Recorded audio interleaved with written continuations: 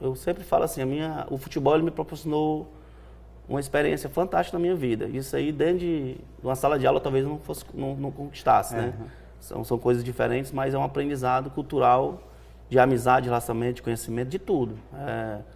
Não só fora do país, né? Não só na Europa, mas aqui no Brasil também.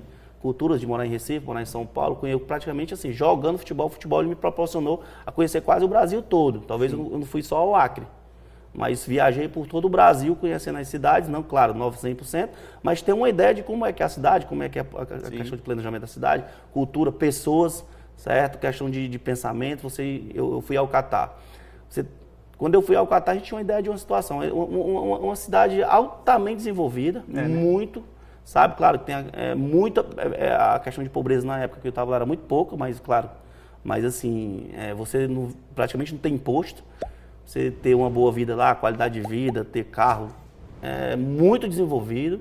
O Catar estava ainda em construção, diferente de Dubai, né? Vamos dizer, Doha, eu morei em Doha, vamos dizer assim, fui para o Catar em Doha. Certo. E Doha estava em construção, que é onde aconteceu justamente a Copa. Dubai já era o local fantástico. Doha estava em construção para chegar ao que é Dubai, o que era Dubai.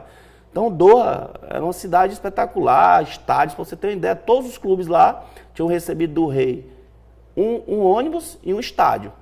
Todos. Então você tem dentro de uma cidade, como aconteceu na Copa, cada 15 minutos você estava jogando, então você não tem viagem, você não tem desgaste, você está dentro de um local só, praticamente dentro de uma atmosfera apenas.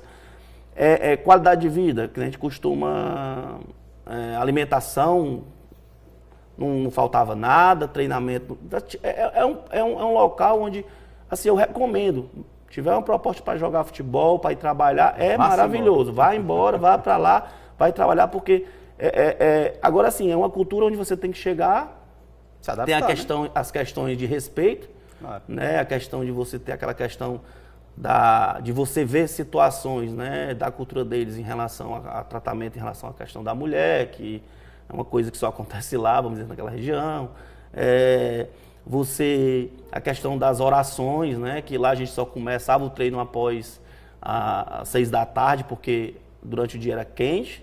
Aí tinha a questão também das orações, né, até a questão de 6 horas da noite, essa coisa toda.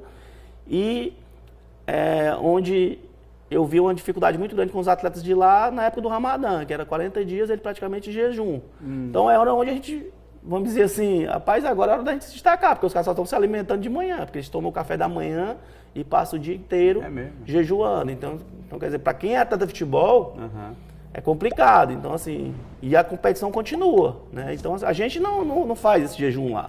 Mas, quer dizer, a gente vê toda aquela adoração que eles têm pela questão da religião, né? Então, isso aí você meio que vive aquilo ali. Você aprende qualidade de vida, boas estradas, cidade maravilhosa. Então, assim, é uma vida muito boa. Quem está disposto e tem condições de se adaptar, por exemplo, Robério lá, 98, eu acho, 97... O mais recente, aqui há uns 8 anos atrás, o Sandro, que jogou ABC também, que é cearense, inclusive. Agora o Saulo Mineiro foi para a Malásia, não é Catar, mas assim, eu digo aquela região. O Saulo Mineiro está na Malásia, eu acho ainda. Então, assim, se conseguir se adaptar, você consegue se destacar, né, cara? Que não é fácil, É porque às vezes a pessoa sai daqui com aquela ideia de que o futebol é fácil, vamos dizer assim, eu sou brasileiro, eu jogo muito, chega lá, não é. Você tem que se adaptar muito às vezes, porque assim, os treinadores que estão lá, existe uma disciplina muito grande, sabe? Principalmente a disciplina tática dentro do futebol. Aí você tem dificuldade com a questão tática, de cobrança que porque a gente fala muito assim, que o atleta brasileiro, de certa forma, ele é um pouco irresponsável na acepção da palavra em relação à questão dele ter a malandragem do futebol, de jogar, de ter o drible, aquela coisa. E às vezes, se você vê, o futebol ele se igualou porque engessou o atleta, né? Eu costumo falar assim, que o futebol ele caiu um pouco de qualidade em relação a isso.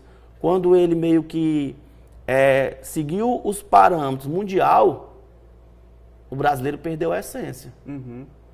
Tá dando mais destaque à tática do que à técnica. A técnica, né? Tá entendendo? Então, assim, o futebol brasileiro, de 90 para cá, meio que foi ficando meio que europeu, né, a nível mundial. Você vê que nós brasileiros, né, a gente brasileiro, deixou o drible de lado, deixou meio que aquele improviso de lado. Característico nosso, né? Característico nosso, né? Que a gente perdeu, que era o menino da favela. Né? Que eu comparo muito assim. A gente deixou de ter o garoto da favela, que tem um sangue no olho, que quer ir para campo jogar. Que é ousado, que vai para cima. Que é ousado.